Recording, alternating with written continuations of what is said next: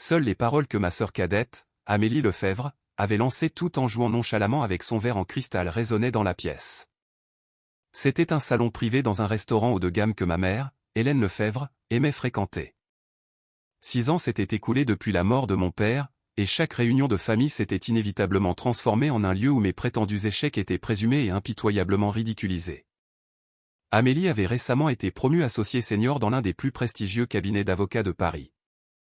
Vêtue d'un tailleur bleu marine parfaitement coupé, les cheveux impeccablement coiffés et un sourire triomphant aux lèvres, elle était l'image même du succès. Pour elle, le succès signifiait des titres visibles et un statut qui attirait l'envie de tout son entourage. Amélie a raison. Combien de temps comptes-tu t'accrocher à cet appartement? Ma mère me regarda d'un air froid et perçant. Les 32 000 € que ton père t'a laissés. Tu étais censé les utiliser comme capital pour démarrer ton entreprise. Pourtant, elle n'a toujours montré aucun résultat. Cet argent aurait dû être géré par quelqu'un qui en comprend réellement la valeur. Comme Amélie. Ce que tu fais n'est pas différent de jouer dans la boue.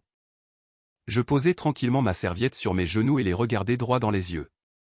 L'endroit qu'elle qualifiait avec mépris d'appartement délabré était un bâtiment historique en briques rouges le long de la Seine, un de ceux qui conservaient encore l'atmosphère de la fin du XIXe siècle.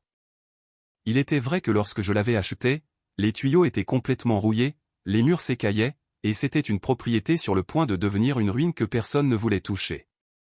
Mais je pouvais la voir, la beauté authentique qui sommeillait derrière ces briques sombres. Pendant 6 ans, j'avais peint les murs de mes propres mains, persuadé des artisans locaux de restaurer les détails décoratifs d'origine, et discrètement intégrer une technologie domotique moderne dans sa conception traditionnelle. Ce n'était pas le genre de succès symbolique qu'Amélie poursuivait, mais quelque chose de tangible que je pouvais transmettre à la génération suivante. Et c'était ma fierté. Merci de vous inquiéter pour moi, mais les affaires vont bien. Quand je répondis brièvement, Amélie laissa échapper un soupir exagéré. Vont bien? Ne nous mens pas. Avec un bâtiment aussi vieux, il est évident que les coûts d'entretien à eux seuls te mettraient dans le rouge. Papa n'a jamais imaginé que son argent serait gaspillé comme ça. C'était un prêt, et tu ne montres même aucune intention de le rembourser. Un prêt? Je fronçai les sourcils. Quand mon père m'avait remis cet argent, il m'avait regardé droit dans les yeux et avait dit ceci, c'est un investissement dans ton rêve. Bien sûr, il n'y a pas besoin de le rembourser. Fais du chemin auquel tu crois une réalité. Mais ma mère et Amélie ne le voyaient manifestement pas de cette façon. C'est exact. C'est une dette perfectly légitime, Chloé, dit ma mère, comme pour bien enfoncer le clou. Nous en avons la preuve. Tu sais, tu devrais rester à ta place. Ne penses-tu pas que la meilleure façon de rembourser tes parents avant de te couvrir de honte davantage est de vendre cet appartement et de laisser Amélie gérer les actifs? Je ne manquais pas l'inéquivoque lueur de possessivité qui brillait au fond des yeux d'Amélie. Elle ne voulait pas m'aider, elle voulait simplement me rabaisser en tant qu'échec et prouver qu'elle seule était l'unique héritière légitime de la famille. Ce soir-là, avec le sentiment d'une tempête imminente pesant lourdement sur moi, je retournai à mon appartement en voiture. À ce moment-là, je ne pouvais pas encore saisir pleinement que c'était une déclaration de guerre de la part de la famille même qui cherchait à me détruire. 2 semaines après ce dîner désagréable au restaurant, comme d'habitude, j'accueillis le matin dans mon appartement, le clos de la Seine, qui se dressait sur une colline surplombant la Seine. Pour moi, ce bâtiment n'était pas simplement un bien immobilier, mais l'incarnation même de mon rêve, celui auquel mon défunt père avait cru. Une tasse de café fraîchement moulu à la main, je regardais par la fenêtre. Ce moment paisible, cependant, fut soudainement brisé par un coup lourd et sinistre. Quand j'ouvris la porte, un homme à l'expression vide se tenait là. Mademoiselle Chloé Lefebvre. Ce qu'il me tendit était une enveloppe du tribunal. À l'instant où elle fut placée dans ma main, un funeste pressentiment me parcourut le bout des doigts. Quand je rompis le sceau et vérifiai le contenu, je faillis avoir le vertige. Assignation en remboursement de prêt. Plaignantes, Hélène Lefebvre et Amélie Lefebvre. Le contenu était bien plus malveillant que je n'aurais jamais pu l'imaginer. Arthur Lefebvre, le père décédé, a prêté à la défenderesse, Chloé Lefebvre, 32 000 € comme capital de départ. Ce n'était pas un don mais un prêt portant intérêt, et la somme totale de 43 000 €, incluant les intérêts impayés, devait être remboursée immédiatement. Y était jointe la copie d'un unique document, un contrat de prêt. Là, côte à côte, se trouvait la signature de mon père et ce qui semblait être ma propre signature déformée. Ce n'est pas possible. C'est un mensonge. Mon cœur se mit à battre violemment. Le jour où mon père m'avait donné cet argent, il n'y avait eu aucun papier. Il avait simplement pris ma main, souri, et dit « Fais confiance à ton intuition ». Ce contrat devait être une falsification. D'une main tremblante, j'appelai ma mère. « Maman, qu'est-ce que ça veut dire? M'attaquer en justice? Vas-tu vraiment ignorer la promesse que tu as faite à papa ?» Ce qui parvint du combiné fut la voix de ma mère, froide et totalement dépourvue de pitié. « Oh, alors tu l'as enfin reçu. Ton père t'a beaucoup trop gâté, Chloé, mais je n'ai aucune intention de tolérer plus longtemps ton petit jeu dans la boue. » Avec ces 32 000 €, Amélie aurait pu faire des investissements de bien plus haut standing. Une fois que cet appartement sera saisi, tu admettras enfin ta propre incompétence et tu reviendras en rampant à la maison, n'est-ce pas? Saisi. C'est exact. Une fois le jugement rendu, ton appartement délabré sera mis aux enchères. Amélie s'est occupée de tout. C'est une avocate professionnelle, après tout. Tu n'as aucune chance. Derrière les paroles de ma mère se cachait non seulement du mépris pour moi, mais aussi une foi aveuglant Amélie. Amélie jouait parfaitement le rôle de la fille qui réussit que ma mère désirait, tout en complotant en coulisses pour tout me prendre. Très bien, je comprends. Si vous allez jusque-là, alors je me préparerai à me battre aussi. Ne joue pas les braves. Tu n'as même plus l'argent pour engager un avocat. Elle cracha ces mots et raccrocha le téléphone. Je reposai le combiné et fixai les murs de briques à l'extérieur de la fenêtre, les murs que j'avais protégés si longtemps. Ce que mon père m'avait donné n'était pas seulement 32 000 € en espèces. Il m'avait donné la fierté de me tenir sur mes deux pieds. Ternir cela était quelque chose que je ne pouvais pas permettre, même si cela venait de ma propre famille. Amélie, si tu es prête à jouer ta carrière d'avocate sur ça, alors je t'affronterai directement. Je suis allé voir immédiatement Maître Durand, un avocat qui avait été un vieil ami de mon père. Dans son bureau tranquille, loin de l'agitation de Paris, il étudia la plainte et la copie du contrat que j'avais apporté, les scrutant à travers ses lunettes de lecture. C'est affreux. Ça ressemble beaucoup à la signature d'Arthur, mais quelque chose cloche. Maître Durand s'adossa profondément dans son fauteuil et laissa échapper un soupir. Le cabinet d'avocats auquel appartient Amélie est connu pour utiliser tous les moyens nécessaires pour gagner. Elle est particulièrement désespérée de prouver qu'elle est le chef de la famille à travers cette affaire. Prouver que ces documents sont des faux ne sera pas une tâche facile. Je sais, mais je ne veux pas que ma promesse avec mon père soit souillée. Adieu. D'abord, tu dois éplucher minutieusement tous les documents datant de l'époque où ton père t'a donné l'argent. Les relevés de transactions bancaires, les courriels de cette période, même les journaux intimes. Arthur était un homme méticuleux. Il doit y avoir quelque chose qui décrit la nature de cet argent. Prenant à cœur le conseil de Maître Durand, je commençai une bataille solitaire pour chercher des preuves à partir de ce jour même. Pendant la journée, je me plongeais dans la gestion et la restauration de l'appartement. La nuit, je m'enfermais dans le petit bureau niché dans un coin du bâtiment. Là, plusieurs boîtes en carton étaient empilées, des boîtes que j'avais prises comme souvenir à la mort de mon père 6 ans plus tôt. Ma mère et Amélie avaient ri et dit, pourquoi ne pas jeter ces vieilleries tout de suite? Mais je n'avais jamais pu m'y résoudre. Le stylo plume chéri de mon père, de vieux registres, et les livres d'histoire qu'il aimait lire. Ouvrir soigneusement chaque boîte couverte de poussière, une par une, c'était comme reprendre doucement une conversation avec mon père. Un moment sacré et solennel. Amélie avait toujours été du genre à ne jamais tolérer quoi que ce soit qui menaçait son statut. Même lorsque j'étais enfant, quand un de mes dessins avait remporté un prix dans un concours, elle l'avait rejeté comme n'étant rien de plus que de la chance, puis avait passé l'année suivante à travailler de manière obsessionnelle jusqu'à ce qu'elle remporte elle-même un prix encore plus grand. Pour elle, la vie devait toujours être une victoire mesurée uniquement par la comparaison avec quelqu'un d'autre. Cette fois encore, j'étais certaine que sa décision de me poursuivre en justice ne concernait pas simplement l'argent. Elle provenait d'une obsession tordue de me qualifier légalement d'échec et de s'emparer même de l'amour et de la confiance que j'avais reçus de notre père pour les revendiquer comme siens. Environ une semaine plus tard, je trouvai enfin le vieux journal intime relié en cuir de mon père. C'était un mémorandum personnel qu'il avait tenu fidèlement jusqu'à juste avant sa mort. En tournant les pages, l'écriture familière de mon père me sauta aux yeux. 15 mars, 2020. J'ai donné 32 000 € à Chloé. Hélène s'y opposera sûrement. Mais dans les yeux de cet enfant, j'ai vu la même passion que j'avais autrefois moi-même. C'est un investissement dans son rêve et dans le mien. Peu importe ce que les autres peuvent dire, je crois en elle. Glissée à l'intérieur du journal se trouvait la copie d'un vieux reçu de virement bancaire portant une note manuscrite de l'écriture soignée de mon père, un investissement dans le rêve de ma fille. Un don. Le temps que je finisse de lire, des larmes tombaient sur les pages. Serrant le journal contre ma poitrine, j'appelai Maître Durand. Je l'ai trouvé, Maître Durand. La véritable volonté de mon père. Malgré cela, Amélie était une adversaire redoutable. Le contrat qu'elle avait soumis portait une signature falsifiée si méticuleusement conçue que même les experts auraient du mal à la distinguer de la vraie. En plus de cela, Amélie tendit un autre piège méprisable en préparation du procès. Il s'agissait d'une inspection obligatoire de mon appartement menée par un expert immobilier désigné par le tribunal.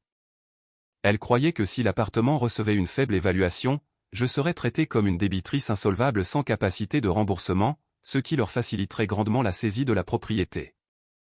J'acceptais le défi en silence. La réalité en laquelle elle croyait contre la vérité que j'avais passé 6 ans à construire de mes propres mains. Le jour où la réponse serait révélée approchait à chaque instant. Le jour du procès. Alors que les portes de la salle d'audience s'ouvrirent, une tension glaciale flottait dans l'air. Ma mère était assise au banc des plaignantes, touchant distraitement son collier de perles tout en me fixant comme si j'étais quelque chose de sale. À côté d'elle était assise Amélie, son insigne d'avocate brillant fièrement, sa posture impeccable et inébranlable. Un sourire de défi se dessinait sur son visage.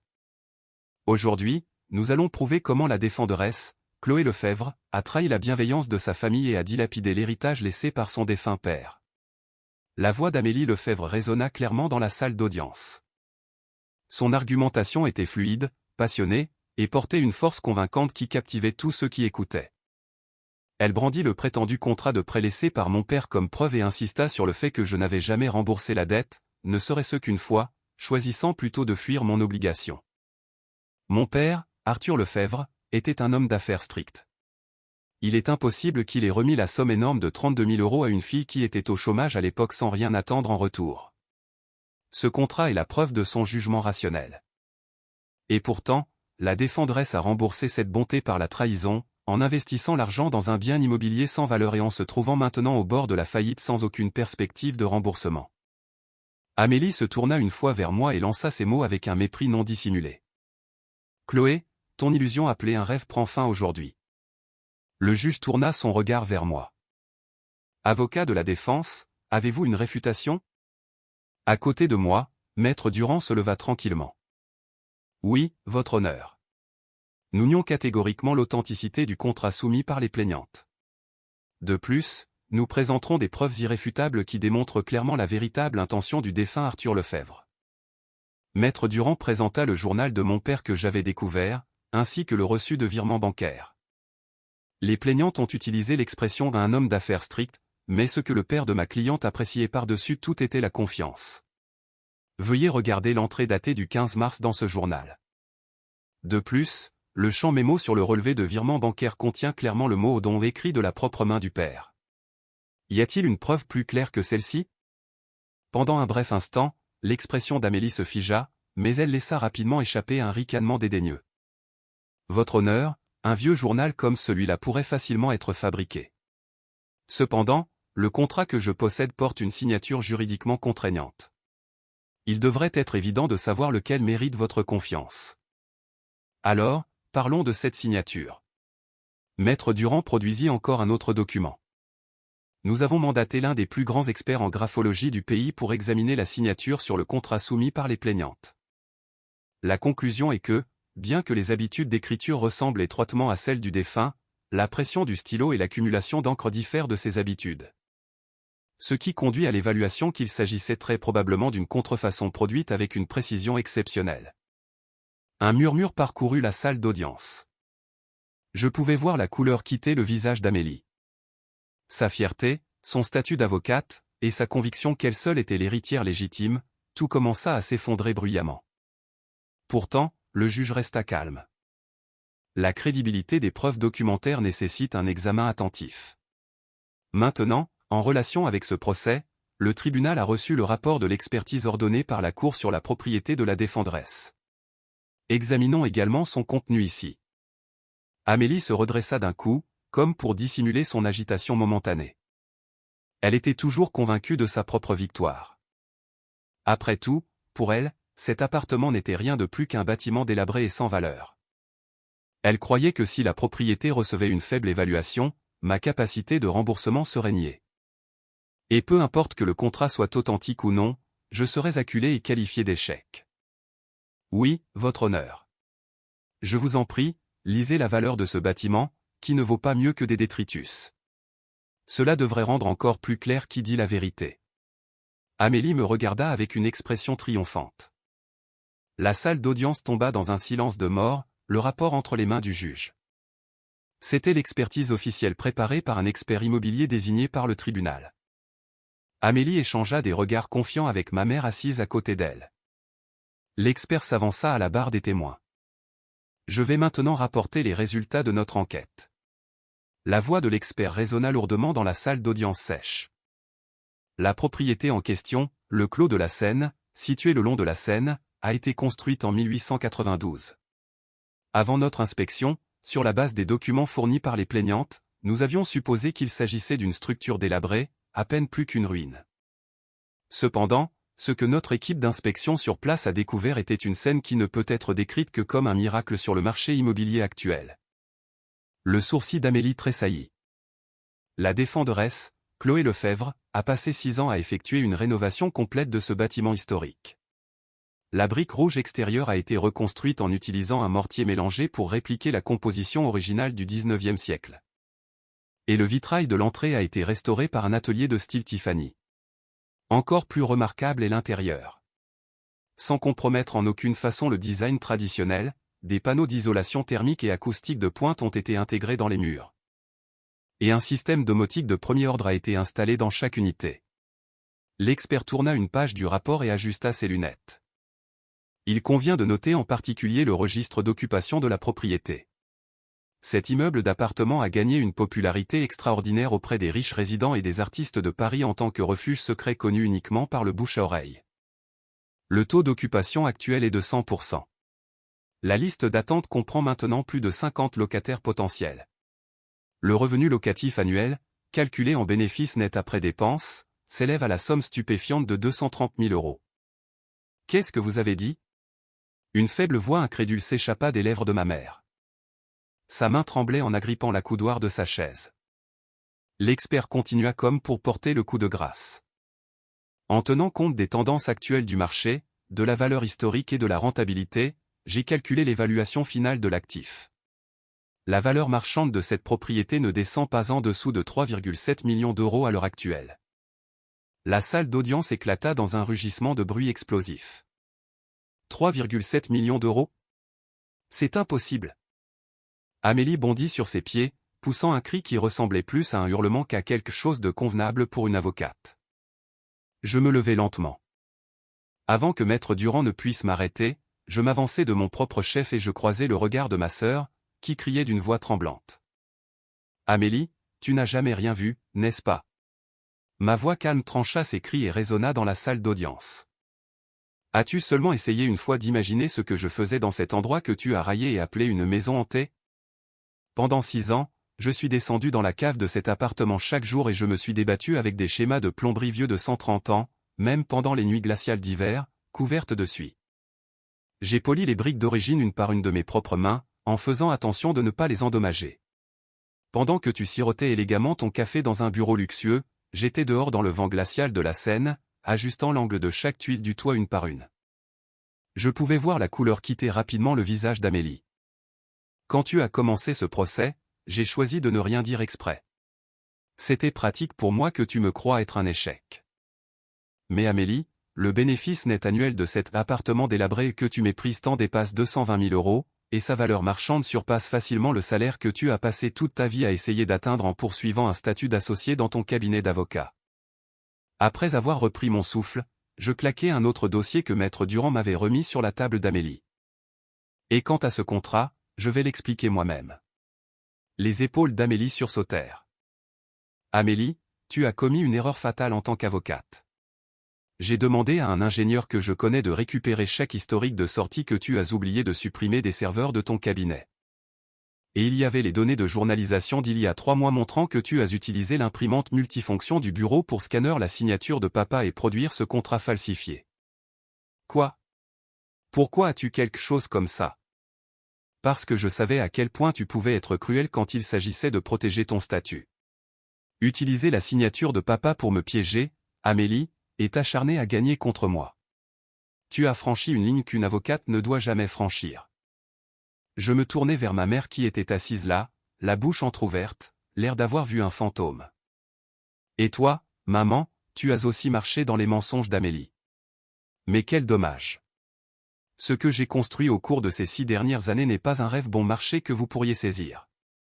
C'est un succès inébranlable, un succès que votre imagination ne peut même pas commencer à concevoir. Amélie s'effondra faiblement sur sa chaise, et le tailleur qui avait été si parfait était maintenant humide de la sueur du désespoir. La lumière arrogante dans ses yeux avait disparu, remplacée par un flot de peur alors que sa carrière commençait à s'écrouler devant elle.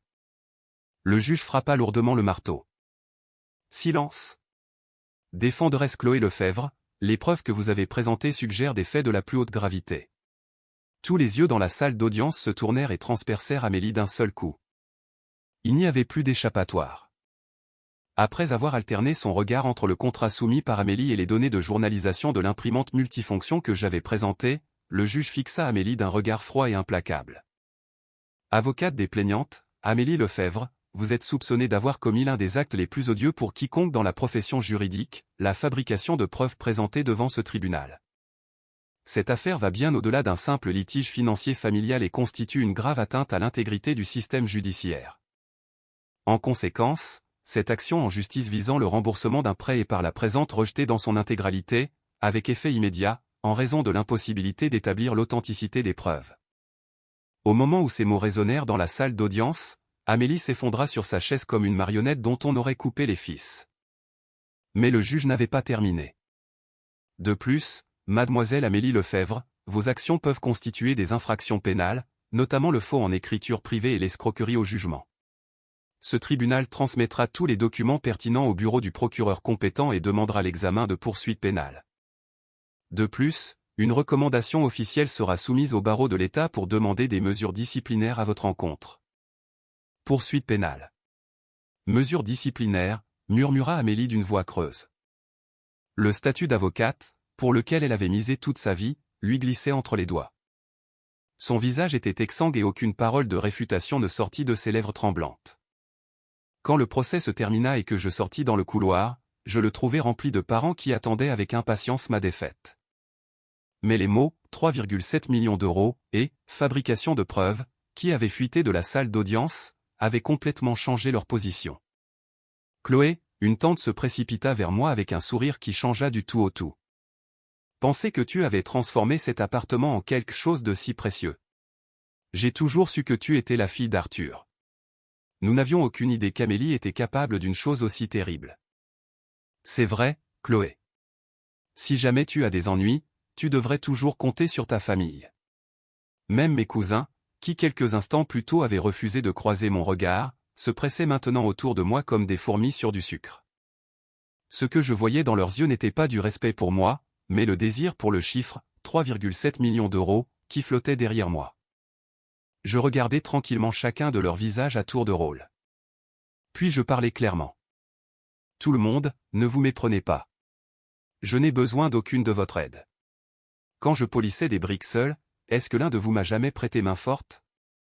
Vous êtes venu ici aujourd'hui pour rire de mon échec, n'est-ce pas? Si c'est le cas, alors s'il vous plaît, jouez ce rôle jusqu'au bout.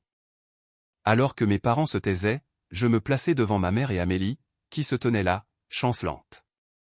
Ma mère avait une expression effrayée. Chloé, tu laisseras ta mère louer une chambre dans cet appartement, aussi, n'est-ce pas?